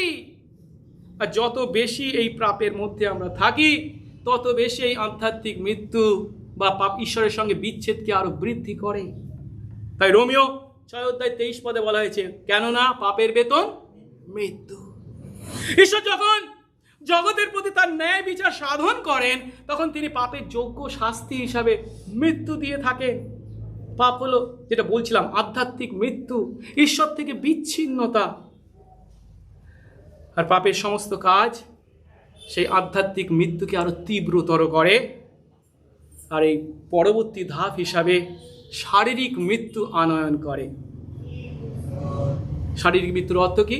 এই শরীর এবং আত্মার মধ্যে বিচ্ছেদ। কিন্তু সেখানেই শেষ নয়। শারীরিক মৃত্যুর পূর্বে আমরা যদি আমাদের আধ্যাত্মিক মৃত্যু থেকে উদ্ধার না পাই, মানে পাপ থেকে উদ্ধার না পাই, ঈশ্বরের সঙ্গে বিচ্ছিন্নতার সমস্যা যদি না দূর হয়, তার সঙ্গে যদি যুক্ত না হয়, শারীরিক মৃত্যুর পর আমাদের জন্য অপেক্ষা করে রয়েছে কি? অনন্ত মৃত্যু, সেই নরক যন্ত্রণা, যাকে যোহন প্রকাশিত বাক্য 20:24 দ্বিতীয় মৃত্যু বলেছেন। সেই নরকে যিশু যাকে দন্তঘর্ষণ ও রোদনের স্থান হিসাবে বর্ণনা করেছে। অর্থাৎ আমরা এখানে কি দেখতে পাচ্ছি? এই 1 অধ্যায় 1 থেকে যে 15 পদ আমরা পাঠ করলাম, সেখানে আমরা দেখতে পাচ্ছি যাকব খুব সুন্দরভাবে একদিকে ঈশ্বরের কাজ আর অন্যদিকে আমাদের পাপপূর্ণ ইচ্ছাকে তুলনা করেছেন। ঈশ্বরের কাজ কি?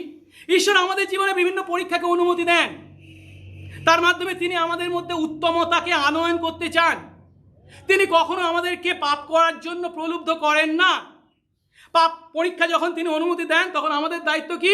ধৈর্য ধরে সেই পরীক্ষাকে সহ্য করা, আরো নিখুঁত হওয়া, পরিপক্ক হওয়া। আর যখন আমরা ধৈর্য ধরে সেই পরীক্ষা সহ্য করি, তখন তিনি আমাদের বলেন ধন্য। 12 পদে বলছে ধন্য যারা পরীক্ষা সহ্য করে, আশীর্বাদ ধন্য। কেবল তাই নয়, আমাদের জন্য তিনি জীবন মুকুট তুলে রেখেছেন, তার প্রতিজ্ঞা করেছে। কিন্তু অন্যদিকে আমাদের পাপপূর্ণ ইচ্ছার কাছে যখন আমরা বশীভূত হই, তার ফলস্বরূপ আমরা সেই পাপপূর্ণ ইচ্ছার কাছে নিজেদেরকে সমর্পণ করি, পাপ প্রসব করি, এবং সেই পাপ পরিপক্ক হয়ে আমাদের জীবনে মৃত্যুকে আনয়ন করে।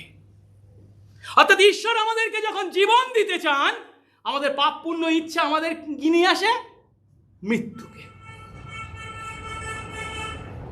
যীশু খ্রিস্টে বিশ্বাসের মাধ্যমে, খ্রিস্ট বিশ্বাসী আমরা আমাদের পাপ থেকে বা আধ্যাত্মিক মৃত্যু থেকে অবশ্যই উদ্ধার পেয়েছি। ঈশ্বরের সঙ্গে বিচ্ছেদ আমাদের দূর হয়েছে, আমরা তার সঙ্গে সংযুক্ত হয়েছি, তার সন্তান আমরা। আর তাই খ্রিস্টের দ্বিতীয় আগমন যদি না ঘটে, জীবিত অবস্থায় না ঘটে, তাহলে আমাদের শারীরিক মৃত্যু হয়তো হবে, কিন্তু সেই শারীরিক মৃত্যুর পরে আমাদের অনন্ত মৃত্যু হবে না। কেন? আমরা স্বর্গে প্রভুর সঙ্গে চিরকাল কাটাবো। কিন্তু এর অর্থ এই নয় এই পৃথিবীর মাটিতে যতদিন আমরা বেঁচে আছি, ততদিন আমাদের জীবনে প্রলোভন আসবে না। পরিবর্তে ঈশ্বর আমাদেরকে পরিপক্ক করতে, জীবন মুকুট দিতে ক্রমশ পরীক্ষাকে আমাদের জীবনে অনুমতি দেন। আমাদের দায়িত্ব তাতে বিশ্বাসে স্থির থেকে পরীক্ষা সহ্য করে জীবন মুকুটের অঙ্গীকারের সেই নিশ্চয়তায় এগিয়ে চলা।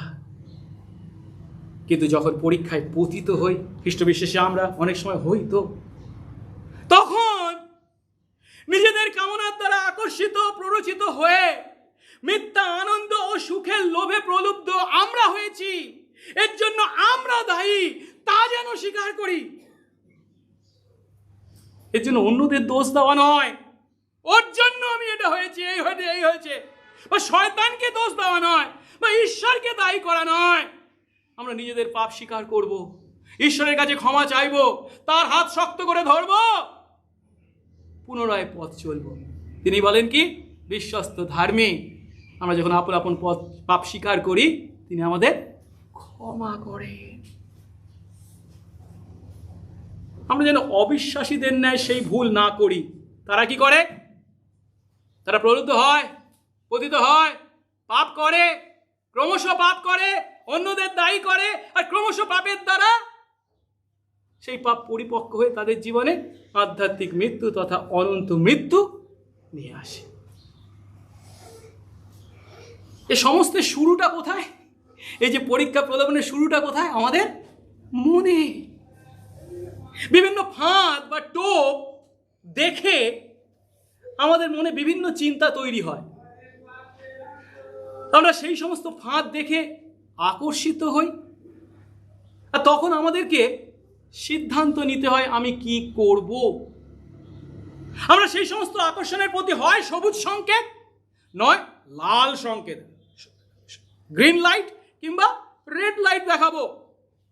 হয় সেই সমস্ত মন্দ চিন্তা ক্রমশ আমাদের মনের মধ্যে রেখে দেব, আর সেই সমস্ত মন্দ চিন্তা পূর্ণ করবার জন্য কিভাবে এটা সম্পূর্ণ করব, কিভাবে এই মন্দ কামনা ইচ্ছা পূর্ণ করব, এটাকে আমরা বাড়তে দেব, না সম্পূর্ণভাবে মন থেকে ঝেড়ে ফেলবো। মার্টিন লুথার এই বিষয়টিকে, এই বিশ্বাসী আমাদের মধ্যে বিভিন্ন মন্দ চিন্তাকে এইভাবে বর্ণনা করেছেন। এই মন্দ চিন্তা হলো এমন বিষয়, ও না আমি মন্দ চিন্তা করবো না বললে করবো না তা নয়। আমরা যখন রাস্তা দিয়ে হাঁটি, তখন আমাদের মাথার উপর দিয়ে অনেক পাখিরা উড়ে যায়, তাই তো? আমরা কি পাখিদের উড়ে যাওয়া কি বন্ধ করতে পারি? কিন্তু একটা কাজ করতে পারি, সেই পাখিকে আমরা আমাদের মাথার উপর বাসা বাঁধতে দিতে দেব না, সে কাজটা করতে পারি। বুঝতে পারছি? আমাদের মধ্যে মন্দ চিন্তা আসবে, কামনা বাসনা আসবে, ভুল পথে পরীক্ষার মোকাবিলা করবার জন্য ইচ্ছা আগ্রহ তৈরি হবে, পাখিরা উড়বে। কিন্তু সেই মন্দ চিন্তাকে আমরা ক্রমশ আমার জীবনের উপর কর্তৃত্ব করবার, বাসা বাঁধবার জন্য মাথায় রেখে দেব না, আমরা ঝেড়ে ফেলব। প্রভু আশীর্বাদ করুন। যখন পাপ আমাদেরকে সেই আনন্দের মিথ্যা হাতছানি দেয় বা সুখের মিথ্যা হাতছানি দেয়, তখন যেন কেবল কিছু কালের জন্য সেই সুখ বা সন্তুষ্টি পাওয়ার লোভে আমরা দিশেহারা না হই, পরিবর্তে তার পিছনে যে গভীর ক্ষত আমাদের মধ্যে রেখে যেতে চলেছে তাকে স্মরণ করি। পাপপূর্ণ ইচ্ছা বা কামনার পূর্ণতা সর্বদা যে আমাদের বিরুদ্ধে কাজ করে তা শিখে, তা জেনে আমরা যেন কখনো পাপ বা প্রলোভনের কাছে নতি স্বীকার না করি, কারণ জানি তা আমাদেরকে মৃত্যুর পথে পরিচালিত করে। তার পরিবর্তে আসুন আমরা আমাদের প্রভুতে বিশ্বাস রেখে, প্রভুর শক্তিতে, প্রভুর ইচ্ছা পালন করে আমরা যে সংকল্প নিয়েছি প্রভুর ইচ্ছা পালন করার, তা দৃঢ়তার সঙ্গে পূর্ণ করি। প্রলোভনের কাছে নতি স্বীকার করা নয়, প্রলোভনকে জয় করি। প্রার্থনা করি। মঙ্গলময় সর্বস্ব পিতা, তোমার ধন্যবাদ করি প্রভু, আজ তুমি আরেকটি বার তোমার বাক্যের মাধ্যমে বিশ্বাসী আমাদের জীবন পথে চলার দিশা দেখালে। যে প্রভু এই পৃথিবীর মাটিতে যখন আমরা আমাদের জীবন যাপন করে চলেছি, এই মানুষ, আমরা রক্ত মাংসের মানুষ, বিভিন্ন সময় বিভিন্ন পাপপূর্ণ ইচ্ছা চরিতার্থ করার প্রলোভনে প্রলুব্ধ হয়ে থাকি। কিন্তু প্রভু আজ তুমি তোমার বাক্য থেকে যে শিক্ষা আমাদেরকে দিলে, উপলব্ধি করলাম সে ফাঁদ হয়ে বা টোপ হয়ে তা যখন আমাদের কাছে উপস্থিত হয়, তা যদিও সাময়িক বাহ্যিক সুখ বা শান্তি বা আনন্দের হাতছানি দেয়, কিন্তু তার পিছনে আছে বিধ্বংসী দুঃখ, কষ্ট, যন্ত্রণা, অশান্তি এবং শাস্তি। তা জেনে প্রভু তোমার বাক্যে বিশ্বাস করে, তোমার বাক্য অনুসারে আমরা যেন সেই সমস্ত পাপপূর্ণ ইচ্ছার বিরুদ্ধে জয়লাভ করতে পারি। আশীর্বাদ করো। তারা যেন আমাদের উপর কর্তৃত্ব না করে, আমরা যেন তাদেরকে নিয়ন্ত্রণে রাখতে পারি। দয়া করো, হাত ধরে নিয়ে চলো, সাহায্য করো।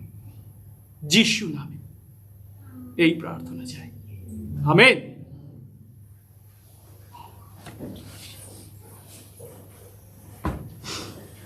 আসুন এই সময় আমরা প্রভুর প্রশংসার্থে গান করব।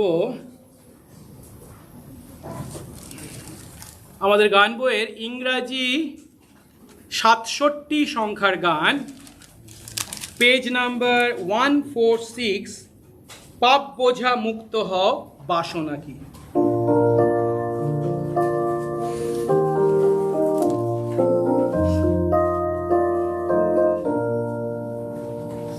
পাপ বোঝা মুক্ত হও বাসনা কি, সে বল শনিতে, বল শনিতে, অন্ত পরে জয়ী হও ইচ্ছা কি, সেই শনিতে আশ্চর্য বল আছে, বল বল অদ্ভুত কার্য বল শনিতে, শনিতে আছে বল বল অদ্ভুত কার্য বল, অতমে সে শনিতে বল। ইচ্ছা কি, গর্ব কি, ক্রোধ মুক্ত হও, সে বল শনিতে, বল শনিতে, যাও কালভেরিতে ধৌত হইবারে, সেই শনিতে আশ্চর্য বল আছে, বল আছে, বল বল অদ্ভুত কার্য বল শনিতে, শনিতে আছে বল বল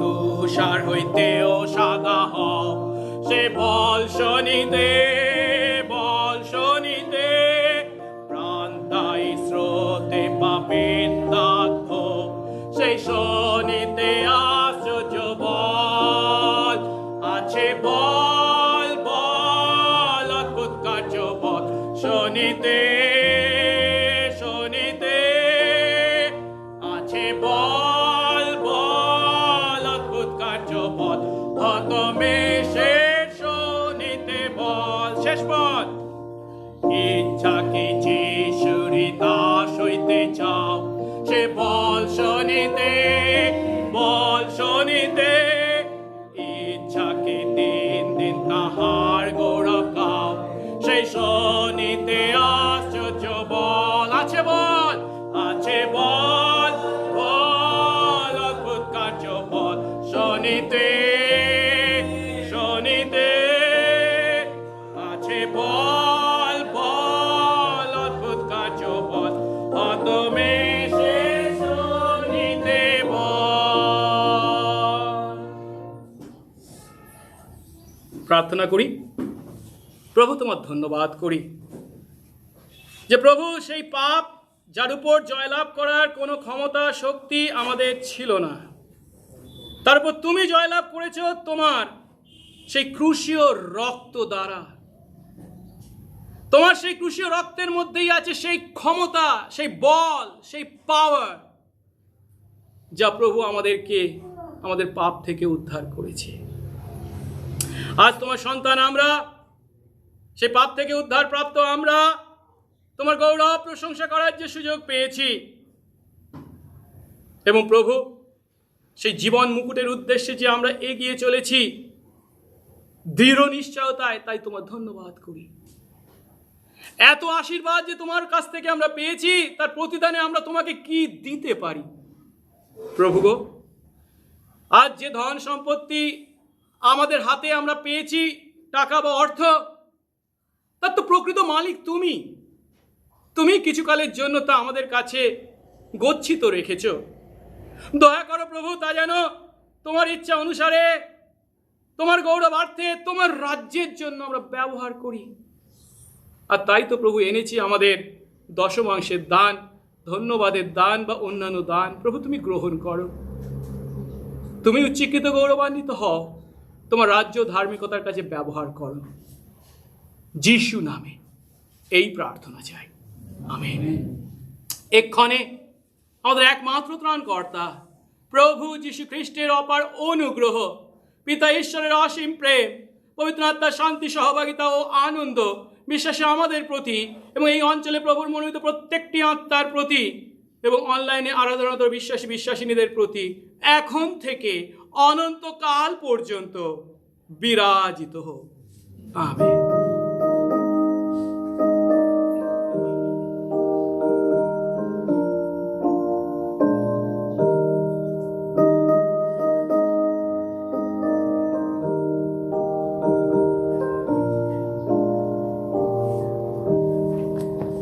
জয় যিশু।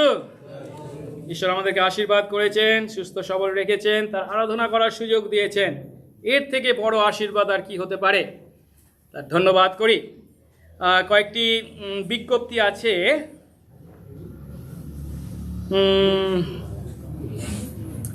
আমরা এখনো একটু দূরে দূরে বসে ফাঁকা ফাঁকা হয়ে বসে ঈশ্বর আরাধনা করছি। প্রভু যদিও আজকে আমাদের মণ্ডলীতে অনেককেই পাঠিয়েছেন, প্রভুর গৌরব করি। আমরা প্রার্থনা করব যে কোভিড-19 বা কোভিড-20 যে অতিমারি আমাদের স্বাভাবিক যাত্রাকে বিপন্ন করেছে, তার থেকে আমরা যেন যত শীঘ্র সম্ভব বেরিয়ে আসতে পারি। প্রভুর গৌরব করি যে ভ্যাকসিন তৈরি হয়েছে এবং আমাদের দেশেও তা বন্টন শুরু হয়েছে। প্রার্থনা করব যেন সুষ্ঠুভাবে তার বন্টন হয় এবং আমরা প্রত্যেকে তা লাভ করতে পারি। একই সঙ্গে আমরা প্রার্থনা করব আমাদের মণ্ডলীতে যে সমস্ত বয়স্করা আছে বা শিশুরা আছে, প্রভু যেন তাদেরকে সুস্থ সবল রাখেন। আর আরেকটি বিষয় স্মরণ করিয়ে দিই, আর গত সপ্তাহে বলেছিলাম আগামী সপ্তাহে মানে 31শে জানুয়ারি আমাদের মণ্ডলীতে গিদিয়ন সংস্থা থেকে কর্তৃপক্ষেরা আসবেন এবং তাদের সংস্থার সম্পর্কে আমাদের সঙ্গে কিছু কথা বিনিময় করবেন এবং আমাদের মণ্ডলীর দান তারা নিয়ে যাবে তাদের কাজের জন্য ব্যবহার করতে। সেই জন্য আমরা চেষ্টা করব আগামী রোববার অবশ্যই আসতে এবং প্রভুর রাজ্যের কাজের জন্য ঈশ্বরের বাক্য যাতে মানুষের কাছে পৌঁছাতে পারে তার জন্য আমাদের উপহার দানও আমরা সঙ্গে করে নিয়ে আসব। আর আরেকটা অনুরোধ আপনাদের প্রতি আমার রয়েছে, এটা আমার অনুরোধ, আর সেটি হচ্ছে কি, আমরা উপাসনা শেষে আহার সহভাগিতার পরে যখন বাড়ি ফিরে যাব তখন ওখানে অনেক নতুন নিয়ম আছে বা খ্রিস্টীয় পুস্তক থাকবে যেগুলো বিনামূল্যে আমরা মানুষদের মাঝে বিতরণ করে থাকি। দয়া করে আপনি একটা হোক, দুটো হোক বা 5টা হোক আপনার হাতে করে নিয়ে যান। ফেরার পথে যাদের সঙ্গে দেখা হয়, চেনা পরিচিত বা অপরিচিত, তাদের সঙ্গে সুন্দর ব্যবহারের মাধ্যমে তাদের হাতে তুলে দিন, যেন প্রভু তাকে আশীর্বাদ করে। মনে থাকবে তো? ধন্যবাদ। ঈশ্বর আমাদের প্রত্যেকে আশীর্বাদ করুন। এরপরে আমাদের আহার সহভাগিতা আছে, আমরা প্রত্যেকে আমন্ত্রিত। জয় যিশু।